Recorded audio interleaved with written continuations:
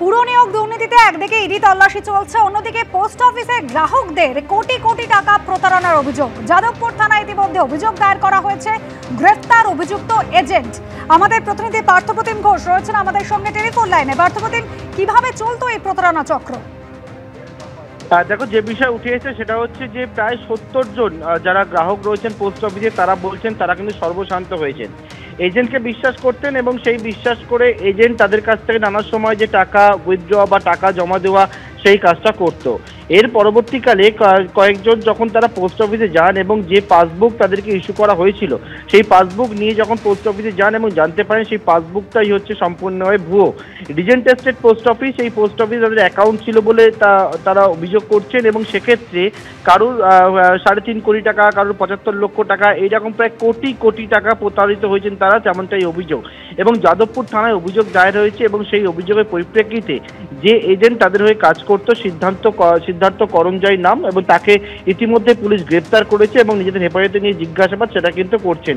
যে বিষয় জানা যাচ্ছে সেটা হচ্ছে যে সকল গ্রাহকরা টাকা জমা রেখেছিল পোস্ট অফিসের মধ্যে, তাদের টাকা কিন্তু উইথড্র করে নিয়েছিল প্রতারিত করে তাদেরকে, এবং যে চেক তারা দিত যে টাকা তোলার জন্য, তার পরিবর্তে টাকা না তুলে সেই এজেন্টটি সেই চেকের মাধ্যমে টাকা তুলে নিয়েছে, এমনটাই কিন্তু উঠে আসছে তদন্তে। এবং ইতিমধ্যে যে পোস্ট অফিস, সেই পোস্ট অফিসে গ্রাহকেরা তারা জড়ো হন এবং জড়ো হয়ে তারা অভিযোগ জানান। যদিও পোস্ট অফিসে বর্তমান যিনি পোস্ট মাস্টার রয়েছেন তিনি জানান তিনি সম্প্রতি এই পোস্ট অফিসে যোগ দিয়েছেন এবং যোগ দিয়ে গোটা বিষয়টা তিনিও জানতে পেরেছেন, এবং যে পোস্ট অফিসের যে পাসবুকগুলো ইস্যু করা হয়েছিল সেই পাসবুকগুলো তাদের কাছে যখন দেওয়া হয়েছে সেই পাসবুকগুলো দেখে তিনি জানান যে সম্পূর্ণটাই ভুয়ো। যাদবপুর থানা পুলিশ ইতিমধ্যে একজনের গ্রেফতার করেছে। এই চক্রের তুমি সঙ্গে থাকো, ইতিমধ্যে গ্রেফতার হয়েছে কিন্তু একজন প্রতারিত, তিনি কি বলছেন শোনাবো। সমস্যায় পড়লাম মানে আমি দীর্ঘদিন ধরে আমার বাবা মা, আমার মিসেসের এবং আমার বেশ কিছু টাকা আমি পোস্ট অফিসে রেখেছিলাম। লোকেশ করঞ্জয় বলে একজন এজেন্ট, উনি আমাদের এই কাজকর্মগুলো করছিলেন দীর্ঘ অনেক বছর ধরে, কিন্তু উনি মারা যাওয়ার পর ওনার ছেলে সিদ্ধার্থ করঞ্জয় এই কাজটা শুরু করে। ও আমাদের বাড়িতে এসে পরিচয় দেয় যে ও পোস্ট অফিসের এজেন্ট, এবং আমরা বিশ্বাসের মারফতে ওকে সমস্ত আমাদের যে সেভিংসের যা যা বই আছে, যা যা এখানে জমিয়েছিলাম সেই সমস্ত বই রিইনভেস্ট করার জন্য ওকে দেওয়া হয়। পোস্ট অফিসে যখন ভেরিফাই করতে আসি তখন জানা যায় যে সম্পূর্ণ বইগুলো সবকটা বই নকল এবং নিয়ে বরাবর প্রায় 3.5 কোটি টাকার মতো। এবং ও স্বীকার করে যে হ্যাঁ ওই টোটাল ফ্রডটা করেছে। আমাদের অ্যাকাউন্ট থেকে পোস্টমাস্টারের সাহায্য নিয়ে ও আমাদের অ্যাকাউন্টের টাকা নিজের অ্যাকাউন্টে নিয়েছে, পোস্টমাস্টারকে এর জন্য টাকাও দিয়েছে। পার্থপ্রতিম ঘোষ আমাদের প্রতিনিধি রয়েছেন আমাদের সঙ্গে। পার্থপ্রতিম, এভাবে গ্রাহকদের ভুয়ো পাসবই বানানো হতো, গ্রাহকদের ভুয়ো পাসবই দিয়ে এভাবে প্রতারণা করা হতো, কোটি কোটি টাকার প্রতারণা হতো। অভিযুক্তের ছবি রেখেছে আপনাদের সামনে, ইতিমধ্যেই যাদবপুর থানা অভিযোগ দায়ের হয়েছে, গ্রেফতারও হয়েছে এই অভিযুক্ত। পার্থপ্রতিম, এত কোটি কোটি টাকার প্রতারণা হচ্ছে এতদিন ধরে, এতদিন জানা যায়নি?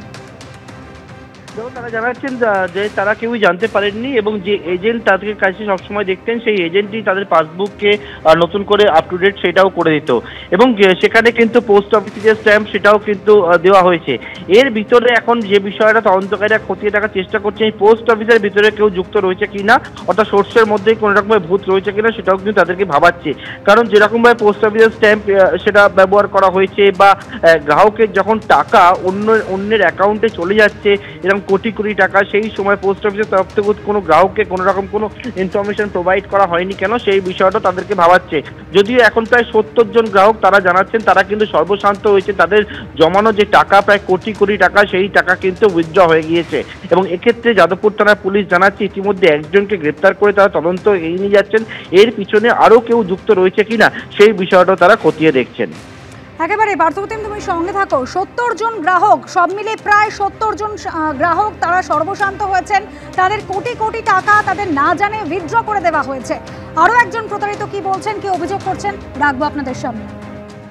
এখানে যে পোস্টমাস্টার আগে ছিল কি দিলীপ জানা না, আগের যে পোস্টমাস্টার উনি আমার বাড়িতে গেছিলো, সেটা তো আমি জানতাম না। আমার মা বললো পোস্টমাস্টার মশাই এসেছিলো, বলে গেছে এখানে যে আপনার টাকা আমাদের কাছে আছে, চিন্তা করবেন না, আমি 1-1.5 সপ্তাহের মধ্যে দিয়ে যাবো। বললাম আপনি তাহলে মাকে বললাম তুমি তাহলে আমাকে বললে না কেন? বলে ঠিক আছে। তারপরের দিন আমি যখন গেলাম, গিয়ে দেখি ওকে যখন ধরলাম ও তখন স্বীকার করছে না আমি এই টাকা তুলে ফেলেছি। আমরা ভাই তুমি তো এজেন্ট, তুমি কীভাবে তোলো আমার মার টাকা? তো এই বলা বলি তো দেখে আশেপাশে সবাই এরকম ভিড় করছিল। এই ছেলেটাকে আমরা মা জানতো এজেন্ট। তো লাস্টে আমরা যখন ধরলাম দেখলাম এজেন্ট না, চাপ দেওয়া হলো, বললে আমি বিজয়গড়ে কোথাও প্রেস থেকে এটা বানাতাম, এই সব ডুপ্লিকেট। আমার মার যেটা আছে 10 লাখ সামথিং। সোনারপুরে কাস্টমস অফিসারকে মারধরের ঘটনায় মামলা দায়েরের আবেদন। পুলিশি নিষ্ক্রিয়তার অভিযোগ তুলে মামলা দায়েরের আবেদন হাইকোর্টে। মামলা দায়ের করার অনুমতি দিয়েছেন বিচারপতি শুভ্রা ঘোষ। তদন্তে এসআইটি গঠনের নির্দেশ থেকে আদালত। আবেদন করা হয়েছে এই মামলায়। আদালতে নজরদারিতে তদন্তের আবেদন কলকাতা হাইকোর্টে। সোনারপুরে কাস্টমস অফিসার, তাকে বেধড়ক মারধর করা হয়। অটো চালকদের সঙ্গে প্রথমে বচসা, তারপর তার ফ্ল্যাটে ঢুকে গেট ভেঙে মারধর করা হয়, মাথা ফাটিয়ে দেওয়া হয়। সেই ঘটনায় পুলিশি নিষ্ক্রিয়তার অভিযোগ তুলে মামলা দায়েরের আবেদন হাইকোর্টে। মাননীয় বিচারপতি শুভ্রা ঘোষ ইতিমধ্যে মামলা দায়ের করার অনুমতি দিয়েছেন।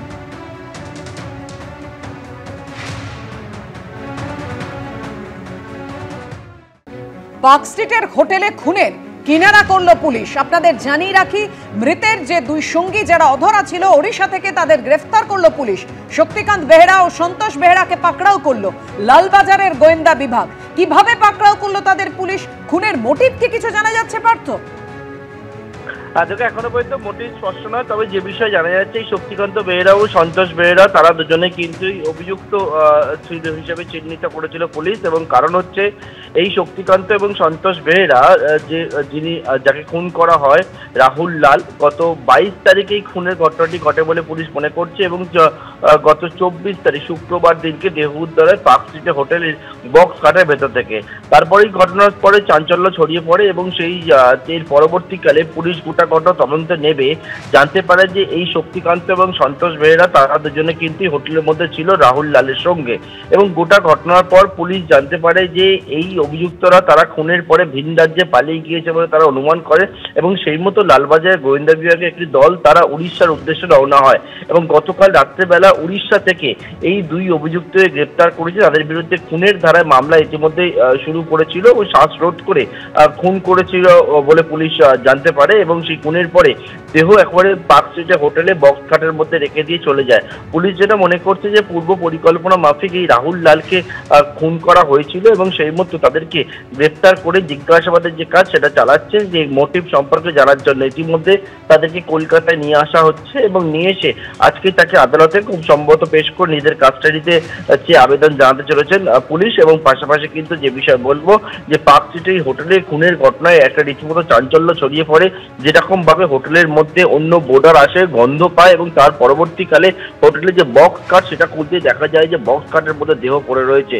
এবং এই ঘটনার পর এই দুজন পালিয়ে গিয়েছিল এবং তাই সেই দুজনকে গ্রেপ্তার করেছে লালবাজার গোয়েন্দা বিভাগ। ধন্যবাদ তোমায়।